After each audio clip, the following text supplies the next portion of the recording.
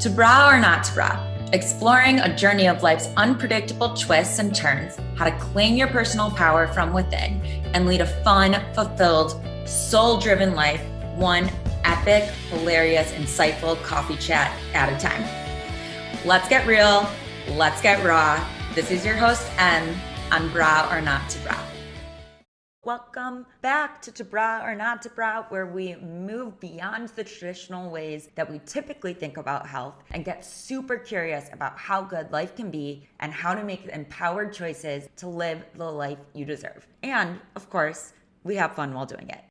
My name's Emily. I'm your host, and I am a certified health and mental wellness coach with a passion for helping women embody their most powerful, confident, sexiest, badassiest version of themselves. Thank you so much for being here, listening to this. It means the world to me, and I cannot wait to share today's episode with you. We are talking with MaryKate Schmidt, the creator and founder of Movement by MK, a community that focuses on using movement as medicine and empowering women to feel their best through fitness. MK has overcome struggles with yo-yo dieting, binge eating, lack of self-worth, the on and off lifestyle, and now works to instill self-confidence in women and help them understand that the diet doesn't have to start Monday. She built her brand on community, and her primary focus is to bring the community together through her live workouts, on-demand platform, in-person workouts, retreats, and more. In today's episode, we talk about how going from college athlete to not impacted her sense of identity and how it also jump-started her journey to where she is today. We talk about her struggles with depression and anxiety, her relationship to alcohol, and how movement helped her move out of depression. MK also tells us the most common block that women experience when starting their movement journey. We talk about finding genuine friendships in your 20s and 30s and the importance of community in everything that MK does. And last but not least, towards the end, stay tuned. MK shares a new exciting announcement about the future of Movement by MK. All right, y'all ready? Let's do it. Hello. Hey, Emily, how's it going? It is going great. I'm so excited to have you on the pod today, MK. Yeah, I know. I'm so excited. It's like crazy that you're in Chicago. I'm in AZ and we can still connect. I'm so happy to be here. I know. It's nuts. I think I met you, like 3 years ago now? Yeah, I know. It's crazy. Like time is literally flying and it's just like so fun to see how much you've evolved over the last 3 years and like how much has changed. It's so amazing. It's right back at you, girl. Right back at you. Okay, so tell us who you are. Tell us a little bit about yourself other than being amazing. Yeah. Well, thank you. You're I'm welcome. MaryKate Schmidt, and I'm originally from Chicago. That's how I met Emily. But I actually live in Scottsdale, Arizona now, and I'm a certified personal trainer. My background has always been in athletics. I was a Division I volleyball player, and then I worked in medical devices for 7 years. But I found a passion for fitness, which I know we'll dive into. And I actually took that full time about 6 months ago. So now I run a virtual fitness studio in a community of women from all over the world. And it's amazing. I'm truly blessed and it's my passion and I'm just so excited about it. Yes, it is so evident that it's your passion. That's one of the things that I love the most about what you do. It's like through every Instagram story, every live workout, everything. It's like no matter what mindset you're in going into it, Mm-hmm. you're ready to go. Yeah, I know. It's pretty crazy. Like I wake up every single day and I'm like, is this my real life? And it is. And I constantly am just reminding myself, like I said, how lucky I am and how blessed I am to do what I love each and every single day. Yes, totally.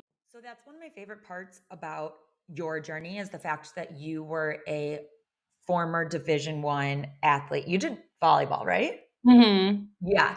Yeah. And then sharing with everyone, like we put athletes on this pedestal that Mm-hmm. they are like the epitome of health. Mm-hmm. And you sharing that you were one of those people that society thinks is like, holy shit, they're healthy AF, Mm-hmm. but then still struggled with your weight, dieting, finding balance between Mm-hmm. everything. To me, that makes me feel so much less alone in Mm-hmm. my journey of like, why is this harder than it needs to be? Mm-hmm. Yeah, for sure. Yeah, I think like obviously at a young age, like I really struggled with my weight my whole life. So although I was like always super athletic, I was always a bigger girl, dating back to like 13 years old. Like I'll never forget being in dressing rooms and just being so frustrated because I didn't look like other girls. And like I would always look at magazines and, TV shows and things like that and be like, why don't I look like that? And I mean, like I said, I was athletic, but I just growing up, like we as a family always were eating out. We were always fed treats and sweets and the works. And I really just developed an unhealthy relationship with food and binge eating and yo yo dieting, like ever since I was a kid. So that kind of went Yeah. into my early 20s. And it wasn't until then that I realized like I really needed to change my life and shift my mentality with my weight and everything. So what was the breaking point that you were like, all right, something needs to change? Yeah, well, I was 14 years old and I actually developed MRSA, which is like a skin infection. And that's when I really gained a lot of weight because I got super depressed just because I was bullied I had like scars all over my legs. So that's when I really started to like isolate myself and I just like really turned to food for happiness. And so I ended up gaining like a lot of weight in eighth grade. But then I went to a different high school and I ended up going on my first diet and I lost 45 pounds and my life like really changed. Like I became super self-confident and like I was excelling at volleyball because like I was just so much more fit.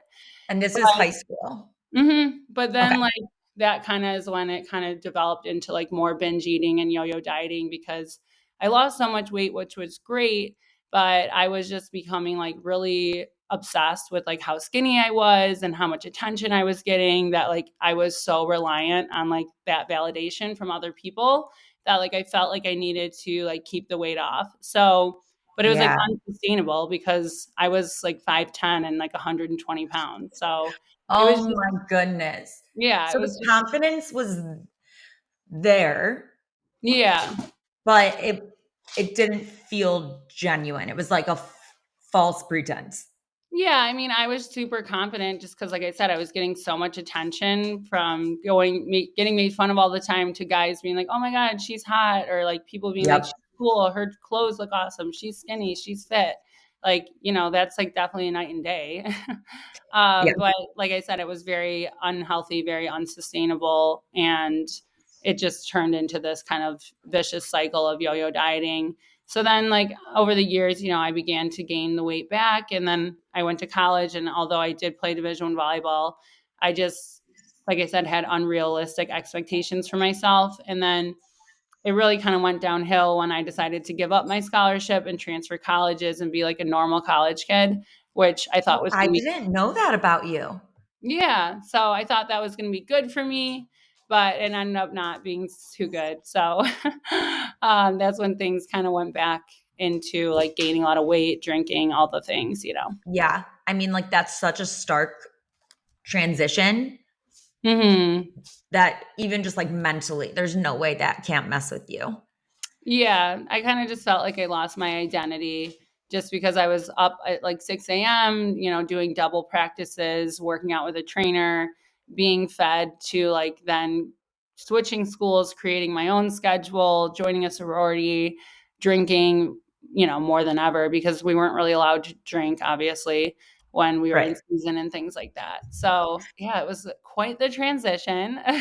Yes, I would say so. And I love that you mentioned your identity, that it was a loss of your identity, because well, that was a big part of my journey. Like when I Mhm. looked in the mirror and was like, who the hell is this woman? Yeah. I don't, I don't know. Yeah. And whether it's an injury or a conscious choice to make a transition like that, Mhm. or anything in your life where you're like, I have control, but I don't. Mhm. It's like, who am I without that former self? Who Yeah. am I as someone who is just Mary Kate? Yeah. Exactly. I mean, to your point in like the beginning of this talk, you said like athletes are put on a pedestal, and then you just like when you're in that space, you look at yourself in a different light. And then I just felt like I didn't really have that side of my life anymore, and I needed to kind of like recreate who I was. So you did. Yeah, after many years and lots of No, lots of not in like the fact that you didn't just snap your fingers and then it happened. yeah, lots of dark times, lots of tears, lots of, Yeah, decisions that I probably shouldn't have made, but, it all got me to where I am today, so I'm happy about that. totally. And so something that I didn't know about both of Mhm, our journeys that I found out a few years ago, I don't know if I've told you this. We both did a workout program with this other woman mhm, and who does on-demand stuff. I don't know what she's doing now, but you got featured in one of her before and afters, right? mhm. And so did I. Oh, yeah. Oh my And I god. was like, "What? That's Yeah, crazy." yeah, that is crazy. Are you talking about BBG or what are you referencing? Yes, yes, Okay. BBG. Yeah, yeah. That's so And I need to admit something. Mhm.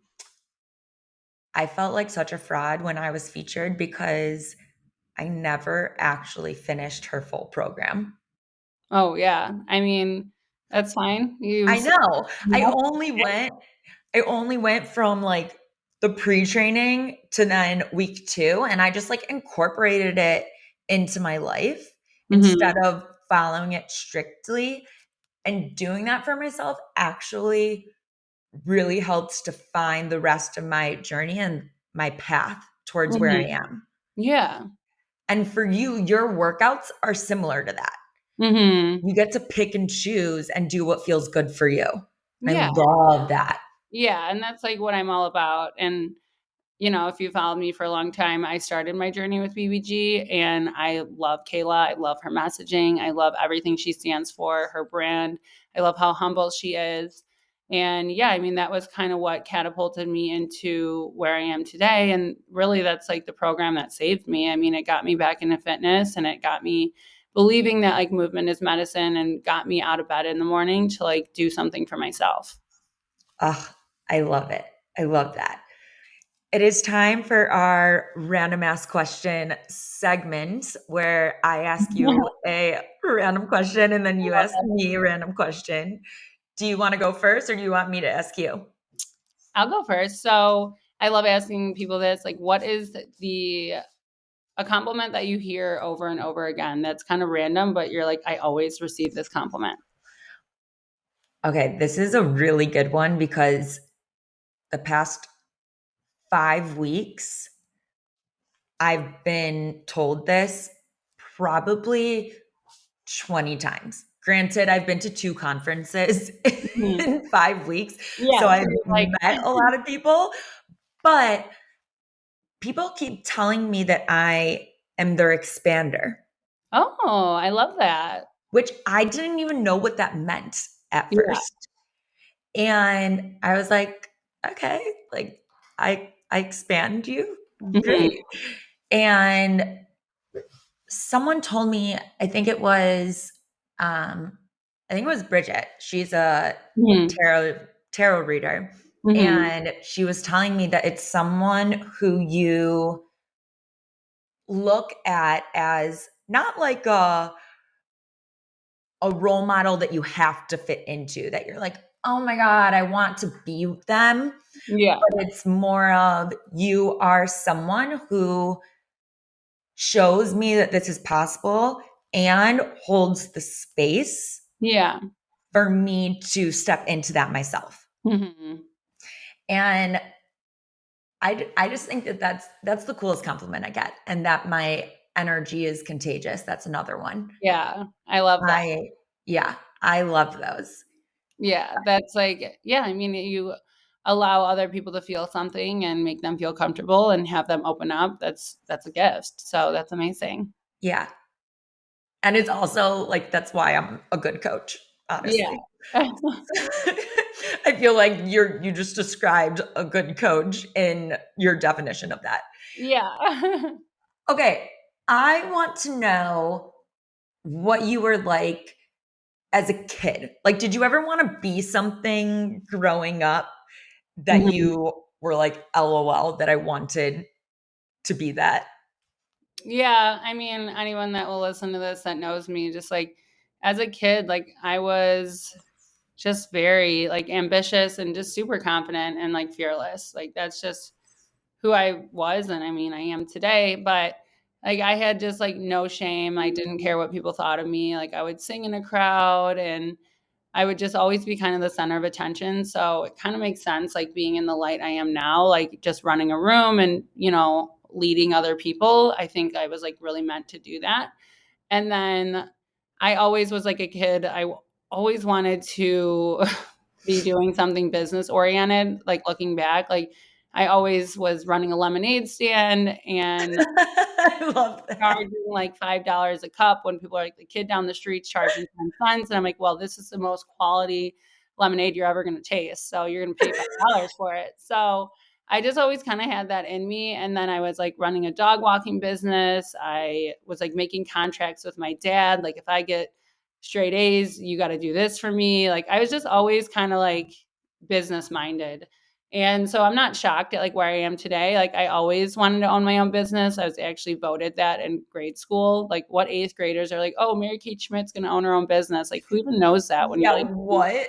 For like the class superlatives.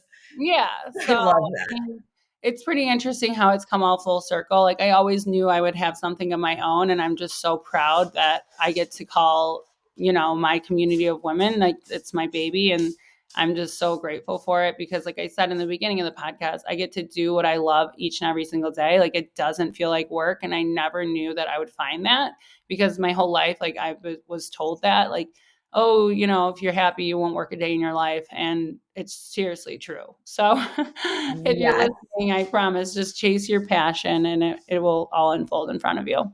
I second that. It is true. I love that you were talking about you as a child. I Hmm. just did an episode with, I think we just released it today, with Michelle Pepper, and we did Hmm. inner child healing work. Oh, yeah. Yeah. And it was so interesting and so cool. And while you were telling your story just now, it Hmm. sounds like you have really embraced your inner child, like without Hmm. even knowing it. Yeah. Yeah. I mean, like, I just feel so aligned. It's very hard to describe, but I just wake up every single day and I feel like I'm exactly where I'm meant to be. It's Yes. it's pretty crazy.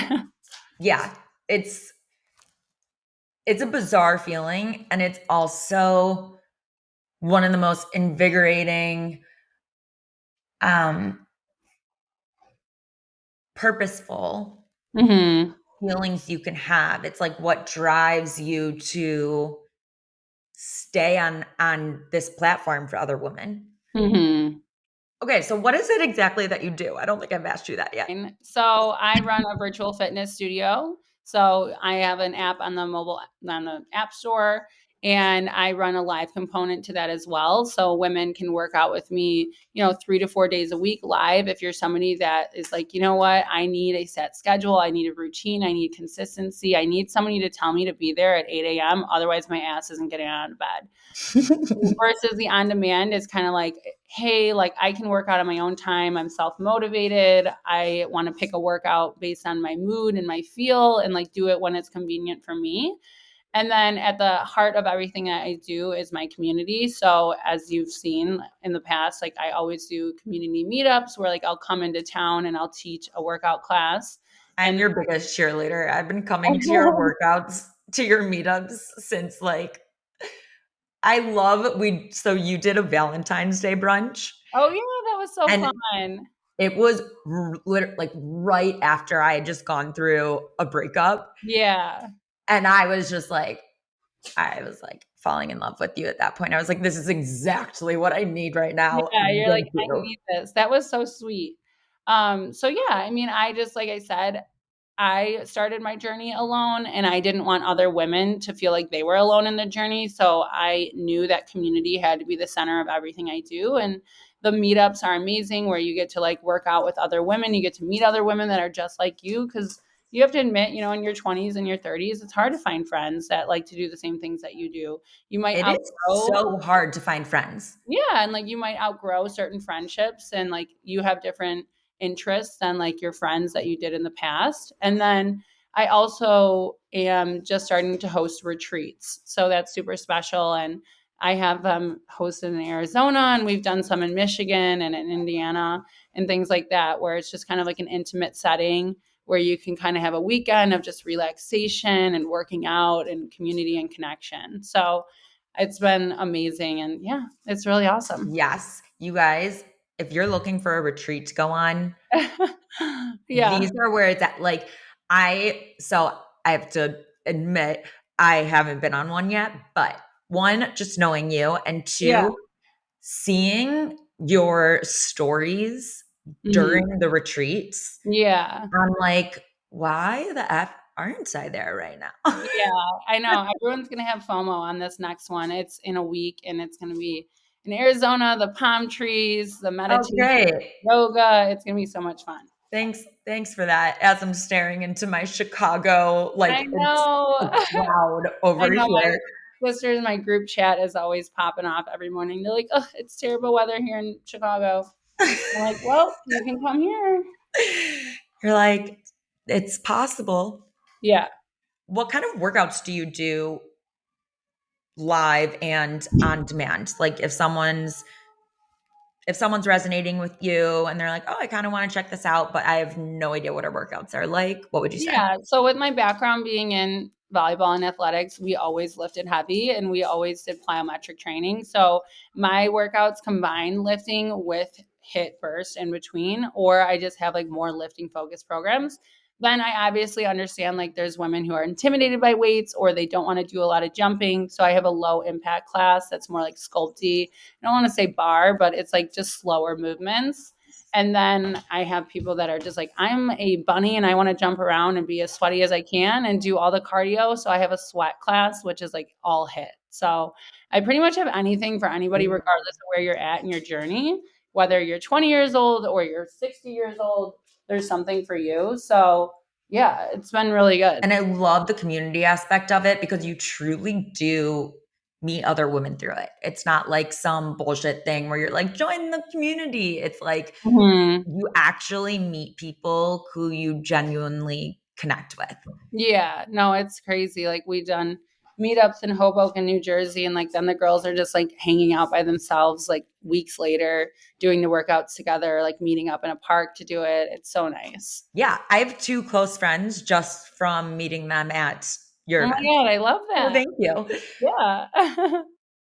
Is there a common myth or misconception for women about working out or strength training that you commonly find? Yeah, I mean, I think Lou is literally pulling me off my chair right now. So Lou is her dog, you guys. Oh my God. Can we just explain your dog? yeah, he's 150 pounds. So I would be that girl that have a 150-pound dog. So yeah, I think people think that, over the years, people are like, oh, cardio is the end all be all. I have to do cardio to get skinny. I can't lift weights. They're going to make me bulky. And I actually had those own thoughts myself. And then I really had to push those to the side and just embrace being uncomfortable. And I truly transformed my body through weightlifting. So it's an amazing thing. As she takes off Yeah. her sweatshirt. Show us your body. Yeah, well, he's just eating his life. So he's just gonna take that. So cute. I remember in college, would I would go out the night before and then I would force myself to go to the gym and do an hour on the elliptical. Yeah, it's literally crazy to think that I would ever do that. Yeah, it was like just absolutely nuts. Let's dive into mental health a little bit. Mhm. Your phrase is movement is medicine. Mhm. How has that played into your mental health and your mission for women out there? Yeah. So ever since like I quit Division 1 volleyball, like I said, I had a really hard year and I kind of lost my identity. And I definitely, like, now that I understand more about depression and anxiety, like I pretty much have had it my whole life, like starting when I was 14. I just didn't really realize it. And it wasn't until that point where I really hit rock bottom, where like I couldn't get out of bed in the morning, I couldn't shower, and I like had just, my mind was racing at all hours of the day, just having really dark thoughts and, the works. It was just brutal. So I turned to alcohol at that point, honestly, to just numb the pain and make me feel better. And it was like really just going through the motions until I moved to Arizona when I was 23 for a job, which is the best silver lining I ever had in my life. Because, like I said, it kind of saved me. It Yeah. moved me here. And once I moved here by myself, I really just said, like, I can't live this way anymore. Like, I can't like pretend like I'm happy all the time. I can't drink like 3, 4 days out of the week just to feel normal. So I started working out and I completely took alcohol out of the picture for a little bit. And I realized just like how much better I could feel each and every day when I was moving my body out of a place of positivity versus like, oh, I ate this, I need to work it off. And that is when I truly changed my life. So I say movement saved my life because, being an athlete, I was working out 5 to 6 days a week my whole life. And once I took that out, that is when like the depression really, really hit. So I knew that there had to be a common theme. And Yeah. like I would go to bed every Sunday, like hating my life and like have the Sunday scaries. But once I stopped drinking and I started working out more, that's when everything kind of just switched. So that's why, like, I'm just a Totally. huge advocate. Like anybody going through depression and anxiety right now, everybody has it differently. Like no two stories are the same, but there are tools that you can use. And movement was my tool that helped me. So even if it's 10 minutes, 15 minutes, 20 minutes, it can like really help you. It can really save you. Yeah. Something that I talk a lot about when I share my own journey, and Mhm. that is very common with my clients, is the fact that, like, there's so much shame in relying on food or alcohol to mask what's going on, when Mhm. in reality, that is what was getting you through at that moment. Yes, Mhm. it was sabotaging you, Yeah. but that was your form of medicine at that time. Mhm. It just wasn't serving you in a Yeah. positive way. Stuff wasn't serving me. And so part of part of the work I've had to do on myself is thanking that part of me for that was addicted to sugar and food and all these things, because that's what allowed me to literally get through my depression and my Mhm. OCD and stay alive Yeah. and be at the point where I am now of like, okay, there are other forms of medicine that actually make me feel good, not just mask it. Yeah, for sure. There's a lot of tools in the toolkit, and like I said, no two stories are the same. Everybody's going to need something different. So Yes. you have to find like what makes you feel good. For somebody, it might be meditation. For someone else, it might be yoga. For somebody else, it might be cutting out dairy, sugar, gluten.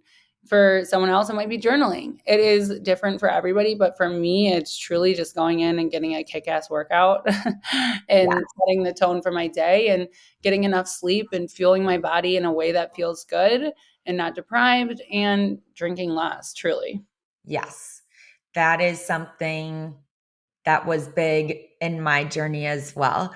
Can you take Mhm. us through, because drinking is such a big part of the Society. social construct of life, especially in your 20s. Yeah. What was that like for you and the dynamic with your friends? Because it sounds like that was definitely an intentional shift that was probably noticeable. Yeah. So I mean, I'm like the life of the party, drunk or sober. So I think a lot of my friends were like, "Oh my god, you used to be so fun," or like, "You were so wild," or "You would dance and you would do things that other people wouldn't do because I just didn't care. Like I've always been like that. Like I never really care what other people think. And that's like the beauty in myself, you know? And people are like, you're a unicorn. You just like don't care. But Yes. I, like I said, so at first, like people were like, oh, wow, like you're so different. And I'm like, I'm not different. I'm just matured, or like I'm just doing what feels the best for myself. So, of course, like when you change anything with yourself, people are going to question you. People are going to nudge you or like, you know, poke fun and whatnot. But those that love you and support you are going to stay by your side. And the Yes. biggest thing is like in my relationship, like John is like, he likes drinking. He's a social person. He likes going to breweries, and that's something like people can't believe. They're like, "Oh, like you'll go to the bar with him or you'll go and like not drink." And I'm like, "Yes, because I'm comfortable with who I am." So, unless Yes. you're like fully confident in yourself, like it might be troublesome for you, but I have no issue just being me. Yes. Ooh. Ah, that was so powerful. That's what it is. It comes down to, are you in a spot in your life where you feel like you can just be you? And that is more than enough, Hmm. not just enough. Yeah. Once you get there, I really think you've made it. Because you're Yes. gonna spend a lot of time with just you. And, like, Yes. you cannot be looking to outside sources for validation, because unless you're happy with you, nobody else is gonna be happy with you. 100%. I'm Wow. The fact that right now my immediate image that came to my mind was that 100% emoji. Yeah. You Literally. know, the red one. 100. I use that all the time. Yeah. That's amazing. I was that kid in Were you that kid in high school and or Mhm. college that people thought was drunk when you weren't? Mhm. That was always me, and I'd be Yeah. like, "No, but thank you, I think." Yeah. You're like, "Nope, this is just me being goofy. Just me being me." Yes, 100%. That's so awesome. Yeah. I can't. Has there ever been a moment or moments in your life where you're like, "Holy shit, I can't believe this is actually happening to me?" Yeah, I mean, it's pretty wild. Like, I don't know. The best part about my journey is like I didn't really know it was even occurring when it was occurring. You know, people would message me all the time and be like, "Oh, you got featured by BBG. They have like 1 million plus followers." And like I didn't even notice. I was like, "Oh, cool." Like I didn't know like what trajectory that would set me up on. And, you know, giving me the opportunity and like placing me in the right moment at the right time. But then there's a lot of moments where like I've created this path and I'm so proud of that, and I recognize it every single day. Like I look at John and I'm like I say, I can't say it enough. We are just so blessed. And Mhm. if you don't recognize that gratitude, then that's where like the people get lost. Like you have to take a step back and like be thankful and like, you know, recognize your hard work that is putting you exactly where you're meant to be. And so like I said, yeah, sometimes I am like, how is this happening to me? But I'm also like, I made this for myself. Yes. Sometimes it can be hard to be grateful when you're in the midst of the pain. Hmm. What Yeah. would you say to people? Because a lot of people entering your program or your workouts, they're looking to better themselves. And Yeah. your messaging of this is such an amazing tool for your mental well-being. That Hmm. is part of what draws people in of like, I can actually start living a better life. Hmm. So is there a common block that you find women have or something that's difficult for them in terms of that gratitude component? Yeah, I just don't think some people think they're good enough. I think a lot of people lack self-worth, and they don't think that they're worthy of feeling this good, or they're worthy of looking in the mirror and being proud of what they see back. So it really comes down to like that self-worth component. And I listened to a podcast yesterday that was about the high five method, and it was on Amy Porterfield. I honestly forget about the woman who wrote the book, but she said that you should step in front of the mirror in your underwear and give yourself a high five to start the morning off. And just like that is like, as you're a child, you are praised, and like you think a high five is giving you like positive feedback. So if you look in the mirror and you give yourself a high five, you're reinforcing that positive feedback that you've received ever since you were a child. So therefore, you're going to feel better and you're going to be more comfortable looking in the mirror. So, yeah, I mean, I love that. yeah, I mean, it's something that I think all my clients should do. And I was going to tell them on class tomorrow, just because I think, like I said, the block that people experience is that self-worth piece. And then once they start to show up for themselves and like understand, like, I am good enough. Like, why wouldn't I be able to get this? There is nothing standing in my way except myself. Mm-hmm. And once you get past that, then I think anything is possible. Yeah. It's like looking in the mirror and giving yourself a high five, not to cover up or convince yourself that you are maybe happy when you're not, or that Mhm. you fully love every part of your body when you actually don't, but Mhm. more of, hey, high five to my worthiness, high five to my value as a human being, Yeah. to actually do something about it to better myself and feel in full alignment. Yeah. And obviously, when the lens is blurred, it's very hard to see that. And it's very hard to see through the hard times. But everything in life, whether it's good or bad, is temporary and it's going to pass. So if it's good, you really have to enjoy it when it's good. And if it's bad, you just got to ride it out until it gets a little bit better. You're awesome. I No, love you're awesome. it. We're just both really fucking Yeah. awesome. We're going to drink awesome shooters with our awesome friends and spread awesomeness. I, 17 oh, mingles. Come on now. oh, yeah, basically. What's next for you? I feel like everything. I can't explain it, but I just this entire week I just feel so aligned, and like I have this huge vision, and I just feel like there's so much going to unfold. So my thing is I want to just do like more in-person events and like really travel to different areas. Like this summer I went out to New Jersey and New York and the Hamptons, and I've gone to Chicago.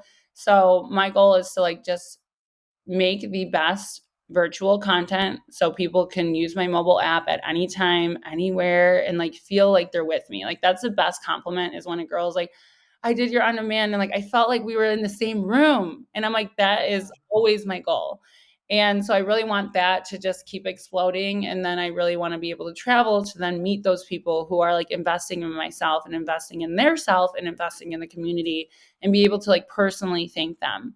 And then really bring it into the retreats. My goal is, I'll just say it out loud because it's going to happen and I'm manifesting it, is I'm going to invest in an Airbnb here and hopefully be able to use that for retreats and host bachelorette parties there and teach bachelorette parties and things like that. So that's kind of like the next step.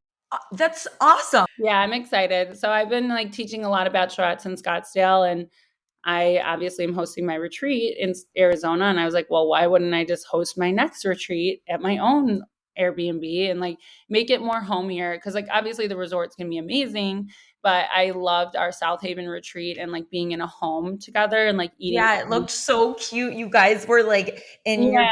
PJs and like, Yeah. uh, Like I think it would just be super special to be able to like have home cooked meals together and like do it, like go on a hike in the area and like go to the different restaurants and whatnot. So yeah, that's kind of like the next venture.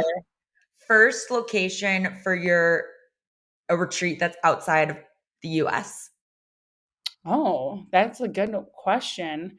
I'd have to think about that. I'd probably do Cabo or something. I went to one in Mexico before and it was so fun. And yeah, I don't know. I'd have to think about that. I love Cabo. Slash Have when you gone you on a retreat out of the US? Yes, it's what started part of the start of my journey. I randomly booked a yoga retreat Mhm. to Costa Rica a month before it Oh, happened, yeah. and I had never done yoga before. So Mhm. I was like, all right, I got a month to learn yoga. Yeah. And that was like my self reflection 10 days of I can totally love my life Mm-hmm. on vacation or not. Like, who says that it's just for vacation? Yeah. I get to make Yeah. my own life. Yeah. That's my biggest thing is like, you can't wait till Friday to be happy. So, No. I mean, yesterday was Monday and I had like the best day ever. And I'm like, it doesn't even feel like a Monday because I made it not feel like a Monday. What did you do yesterday? No, That was, and that's like the thing too. And like, I want people to know this. Like, it doesn't matter if you're an entrepreneur or not, if you own your own business or not. If you, even when I was in med device, I was like, I'm going to make Monday my bitch and it's going to be a great fucking day because yep. it's like, why wouldn't it be? Why does one day have to be better than the other? So, I mean, for Yes. me, this comes down to your routine and where you're spending your time. I made sure, even when I was in med device, that, like, I went to bed early on Sunday nights. I woke up early on Monday. I crushed a workout. And then that set the tone for my day. And then I went into the rest of my day feeling good because I already accomplished more than most people have. And honestly, it's not about that, but I accomplished something for myself. There is something to be said of it feels really good to wake up, and I'm not a morning person, Mhm. but it does feel really good to have a sense of like, I did something for myself that other people either aren't doing at this time Mhm. and or that it's more of like your former self wouldn't have done that. Yeah, exactly. Like, you That's couldn't pay yeah. me to work out on a Monday before when I was in my lowest of lows. I mean, I couldn't even get out of bed, so Yeah. Hell no. Hell no. That was like force feeding bagels yeah, to yeah. Low lows. yeah. All right. Let's move to something like a little lighter to end this podcast. Yeah. If you could leave everyone with one takeaway in Mhm. life in general, what would that be? Yeah, I just think I always go back to like you are the creator of your own life. Like I said, there is always going to be somebody better than you or have more resources than you or given a better life or path. But like at any given moment, you are in full control of changing where you're at and catapulting yourself into like the next chapter, the next phase. And I think it's hard to realize at times, but like you set the tone each and every day of like, how do I want to feel today? Where am I going to spend my time? What is going to serve me? What is not? And at the end of the day, like it's on you. So I know, like I said, some people, especially in our society these days, really is like playing the blame game and like, oh, they have it more than me. They're better, like this, they're that. No, like what are you? You like come back to you and like stop focusing on other people. So I think that's my words of wisdom. I mean, it's pretty pretty blunt, but I'm just It's someone. true. It's It's true. true. Like it's black and white. Like you're in full control, and like if you want to change, you got to be the change. Boom. Mic drop. Yeah, drop the mic. All the emojis today. We're just Yeah, throwing them at drop you. drop the mic. Yeah, So, for everyone listening who's interested in you, loves you, which obviously, if you're listening, you do, yeah. where can they go to get more involved, to learn more, or just stalk you? Yeah, come and stalk me on my IG. It's Movement by MK. My website's movementbymk.com. That's where you can find my mobile app. You can find my live class schedule. And you can come and use movement as medicine and be that boss bitch you want to be. Hell yes. Let's fucking go. Yeah, This is amazing. This has been so fun. I love you. You're so awesome. fun. I know. Thank you for having me on. This has been Of great. course. I've been manifesting it since Valentine's Day 3 years Yeah. ago. When Lou really wanted to pop in. So if you guys heard him, he says hi. oh, well, good, because I really wanted him to make an appearance before the Yeah. end. Yeah. All right, girl. I will talk to you soon. Yes. Thank you And so much. to everyone listening, hope you enjoyed this episode as much as we did. Yes. See you guys soon. Bye, y'all. Bye.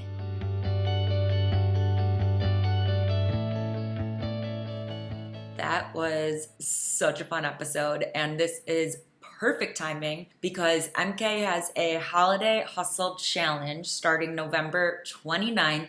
You don't want to miss this, guys. Her workouts are savage, but like in the best way possible. Signups go live on her website November 19th at movementbymk.com. Link is in the show notes. Let's go. Let's get strong. And if you want to check out the live video recording of this podcast episode, make sure you head over to embodiedmembers.emilygolan.com. This is your place, you guys, to watch all of the videos of the podcast episodes. Get some behind the scenes. And every time a new episode is dropped, we are having a podcast viewing party and Q&A right there in the Embodied membership platform, hosted by Embody Health and Mental Wellness Coaching, aka me. Yay! I am so excited. I hope to see you guys there. You are freaking amazing. Keep being rock stars. See you next time.